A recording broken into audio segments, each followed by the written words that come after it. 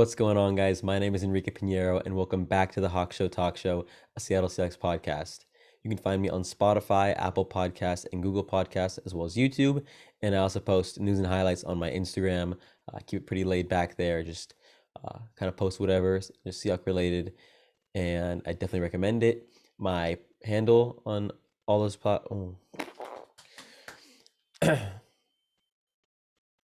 What's going on, guys? My name is Enrique Pinheiro, and welcome back to the Hawk Show Talk Show, a Seattle Seahawks podcast.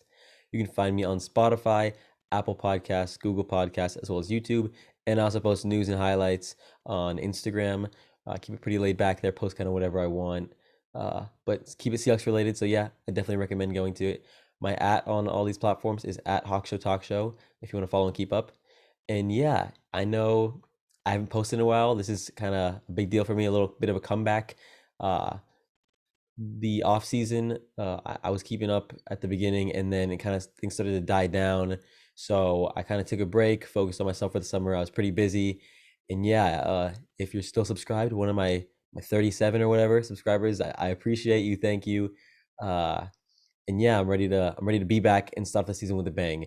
And for that, in today's episode, I'm going to be discussing the offseason, like I said, coming to a close, wrapping things up, maybe a few final steps we should take that I think the Seahawks should take. And then to end it off, I'm going to read the 53-man roster I created, which I think is going to end up being pretty accurate, especially there's one preseason game left, and we're still going to play the Chargers in a couple days. But I think, at least from what I've seen so far in these two past preseason games, I have a good estimate of what it's going to look like. So yeah, let's get right into it. Let's talk some Hawk. So what have I missed this offseason? I never made an episode about the draft because I actually did. I recorded it, and then our laptop, my laptop got stolen, and I lost the video, and then just things got in the way, and I never got to refilming it. So I regret that, but it was kind of out of my control. And about that, Dwayne Estrich, at first I was a little upset about it. Just the fact that I didn't want a receiver, I wanted O-line. I believe Creed Humphrey was still there, and I really did want him. I don't think Postage is the answer, but as we'll find out later, he's still our center, and he's probably going to start this year. Also, Dwayne Estrich, he's like 5'9", and he's 24 years old as a rookie. But I'm excited now because I don't know. I guess he still hasn't played, but now he's healthy. That's another thing. He got hurt, and it kind of upset me that all our rookies always get hurt. But yeah, I'm really excited for that. I don't know. Percy Harvin V2, hopefully. Trey Brown as a fourth rounder, so not too high of expectations, but I was glad we took a corner, especially one out of Oklahoma, because I don't watch too much college football, but I've actually seen Trey Brown's plays, a couple bowl game winning plays, so that's cool. And then Stone Forsyth, he's like a 7th-round pick, and it's a tackle, so it's nice to see a tackle, like just an offensive lineman in general, even though it's not a biggest position of need on the O-line. I would have gone interior, but I think Stone Forsyth, just for what he is, 7th-round pick, can't be mad about it, and he's huge. And then the Mall signing, that was about a week ago, and I'm ecstatic about that. I know, like, non-Seahawks fans think he's overrated, think it's an overpay. I don't care. I would have paid him whatever. I love Jamal Adams. I think I know for a fact he is a game changer. Just immediately, like, the run game was gone. I remember that first game within the Falcons game, he had 11 tackles. And this year he's gonna be healthy. He's gonna have, hopefully, cross your fingers. Oh, too soon, sorry. But that he's gonna have 10 working fingers, and that his shoulder's all good. Just so hopefully, just a healthy season in the Mall. That would be preferred, obviously. And I think he's gonna prove people wrong. He set some goals, like 12.5 sacks and like 5 interceptions. Hefty, but I like it. Just like, go big or go home. And then not too much other news. John Ursua and Ben Burkervin both tore their ACLs, or I know Ursua did. Ben Burkervin, I know, is a knee injury. I assume it's an ACL tear, so they're out for the year. Ben Burkervin, I'm not too sure how big of an effect that's gonna have, because he was having a good preseason, but us, we're the Seahawks. We have our linebackers. Hopefully, another linebacker will be added. I'll get to that in a sec. And Ursua, I'm really sad about that because I had him making the team prior to that injury. He was looking good in preseason. I've always thought he was solid. I remember against the Niners in that game we lost, he got us on the 1 yard line on fourth down.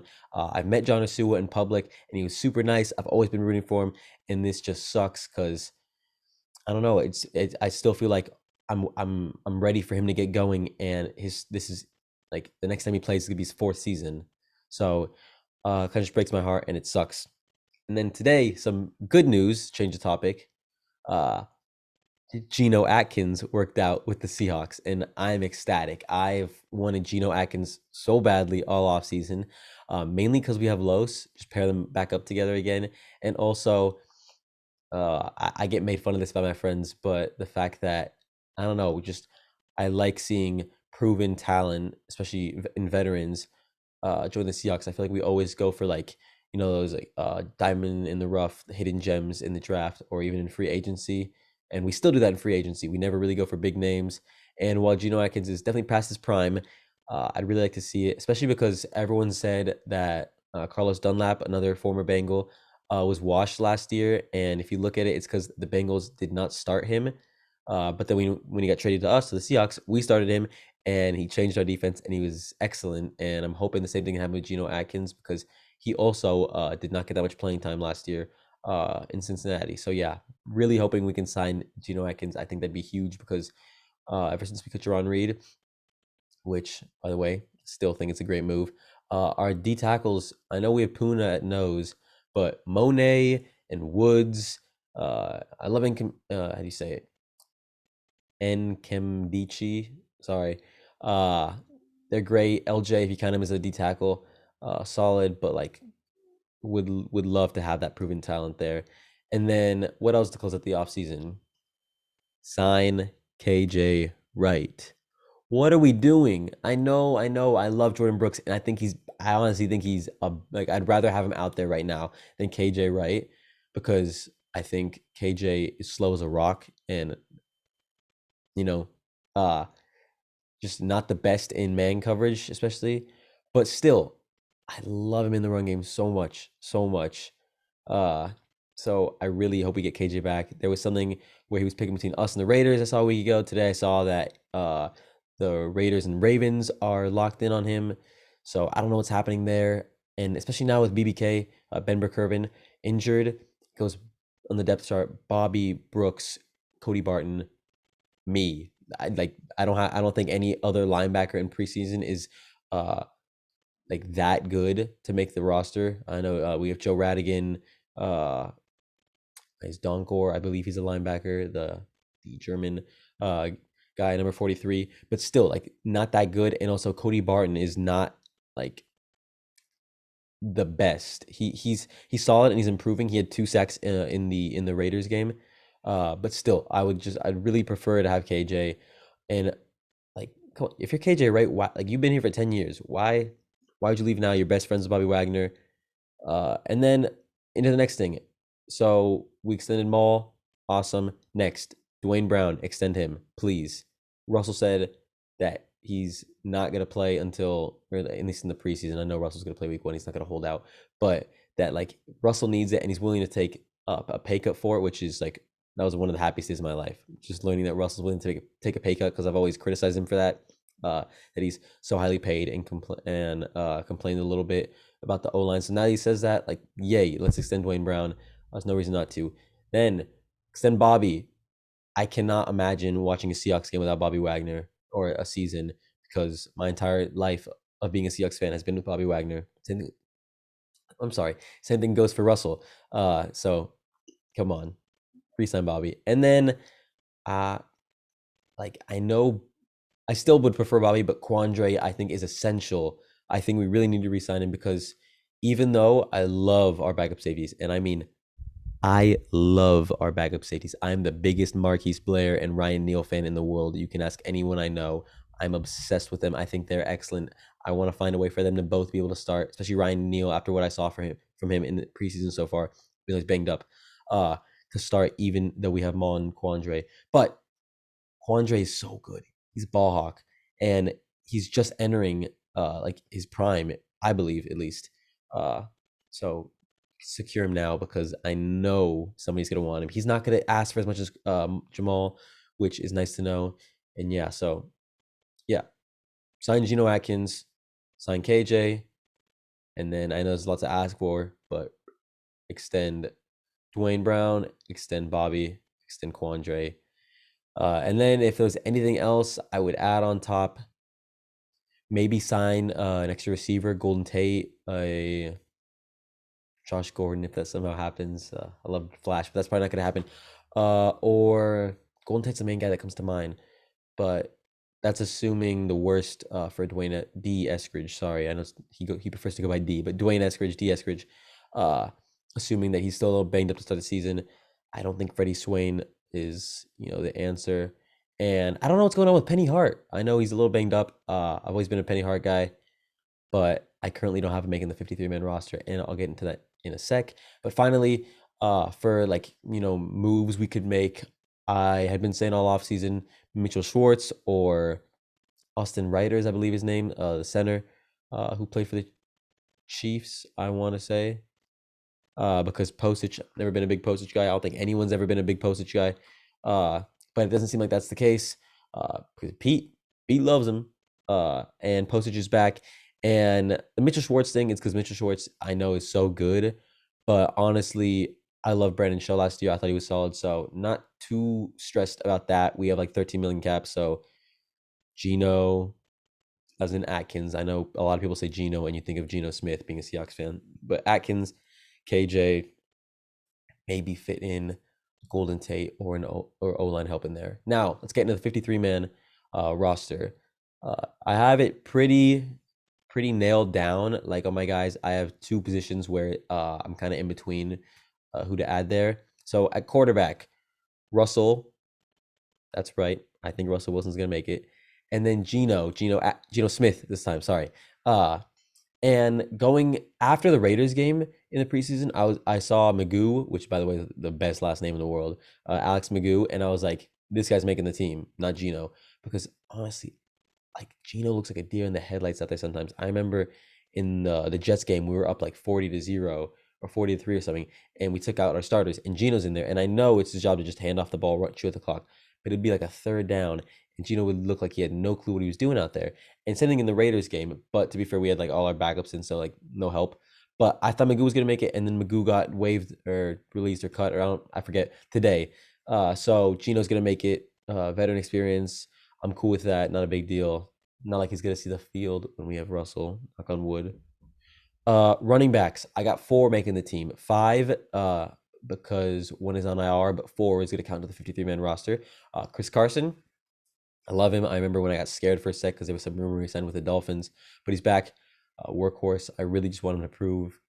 Like I see rankings of Joe Mixon over him, or even Miles Sanders, and it makes my blood boil. So just come on, it's Chris Carson. I love him. Good. Now I want to say, like, this is gonna sound kind of cocky, but I told everyone about DJ Dallas. Like before he got drafted by the Seahawks, I knew I'm a Hurricanes fan. My University of Miami. I knew DJ Dallas was gonna be good, and even after last year, people said he wasn't good. And in this preseason, he's been so good, and I'm very proud of myself for that. I make a lot of hot takes, and most of them don't go too well, but I hit on this one. I promise. He's special, and I think people are starting to see that now. So Chris Carson, DJ Dallas, Alex Collins, I think he's definitely gonna make the team.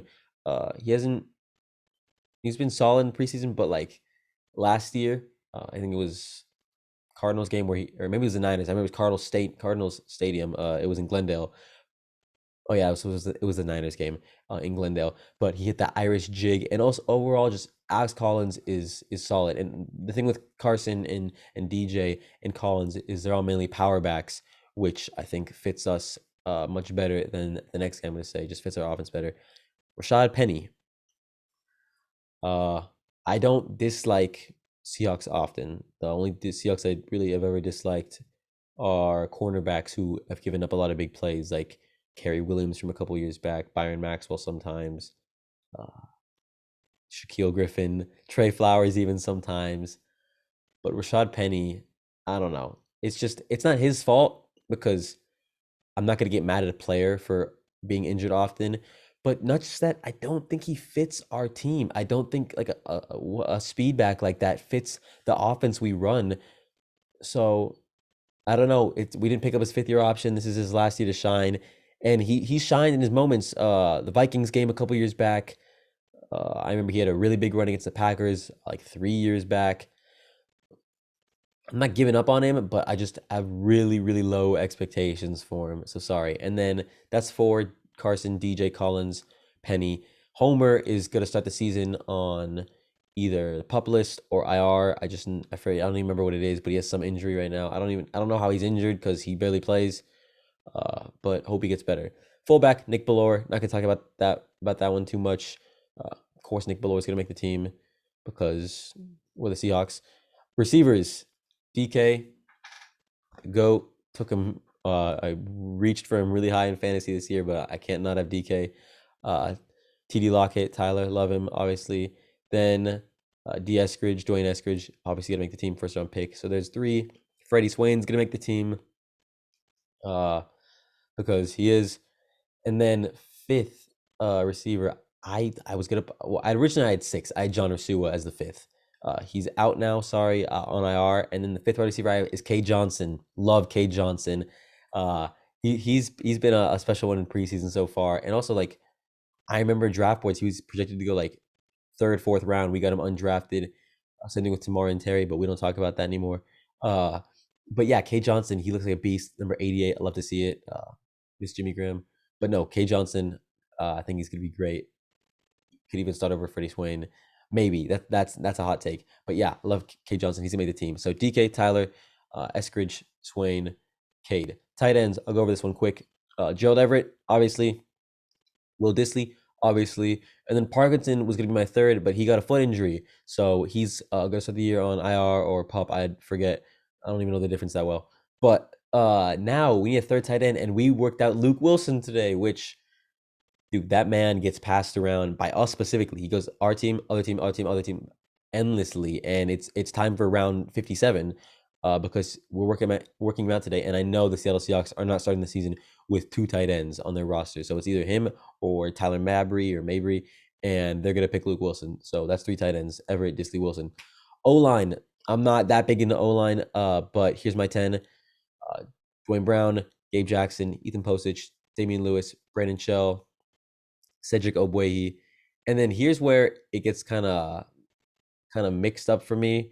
I got, after Ogbuehi, Kyle Fuller, Stone Forsythe, Jake Curhan. Who am I forgetting? Oh yeah, okay. Jake Curhan. He's had a great preseason so far. He's like the highest rated PFF Seahawk by PFF. Sorry, in one of the preseason games. And then the last spot goes to either Phil Haynes or Jamarco Jones, and I do not know enough about either of them, except that they're both like have potential, but don't pay enough attention to the O line. To be honest, it's the only difference for our backups. So yeah, one of those 2 will make it, one will not, in my prediction. Safeties: Jamal, Quandre, Marquise Blair, Ryan Neal, the best safety group in the entire league. I'm saying it. I don't care about the Broncos. I don't care about. I don't know what other team thinks they're good with safeties. But yeah, love those 4. Love those. Corners: DJ Reed, the GOAT. Trey Flowers. Moving on. Spoon, Akella Witherspoon, he's gonna make it. Trey Brown, 4th round pick, he's gonna make it. Ugo Madi, God slot, love him. And then 6th corner is a bit of a toss up. It's either for me Pierre Desir or Demarius Randall. I think Pierre Desir is gonna get it, but I just really wouldn't be surprised if Demarius Randall got it. But I'm going with Desir. Linebackers, 4 of them: Bobby, Brooks, Barton, triple B's. And then my take, KJ. I think he's going to be a Seahawk. Hopefully, manifest. 6 ends: Carlos Dunlap, Daryl Taylor, Kerry Hyder, Benson Mayowa, Alton Robinson, Rasheem Green. And then interior D-line: LJ, I count him as interior D-line. Puna, Geno Atkins, prediction. Robert Nkemdiche, Brian Monet. That means I have Al Woods not making the team, which uh, I think is gonna. It's either Al Woods or Geno Atkins, and I think we're getting Geno Atkins, so by Al Woods. And then special teams, Jason Myers, Dicko, Michael Dixon, and Tyler Ott. So then that's 2 quarterbacks, 4 running backs, 1 fullback, 5 wide receivers, 3 tight ends, 10 offensive linemen, 4 safeties, 6 cornerbacks, 4 linebackers, 6 defensive ends, 5 interior D linemen, and 3 special teamers, which you can do the math if you want, adds up to 53 Seattle Seahawks for the 2021-2022 season. So yeah, that's my predictions. Comment below depending on what platform you're on, if you're on YouTube, or just reach out to me if you disagree. Tell me why. And honestly, I'd love to know. I'd love to talk about this stuff if you want.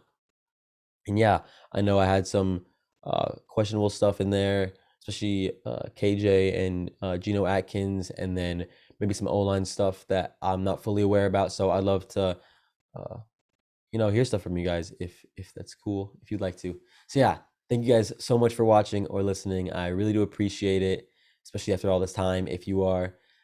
So yeah, I hope everyone has, for me, a nice night, nice day, nice evening, whatever time you're listening or watching this.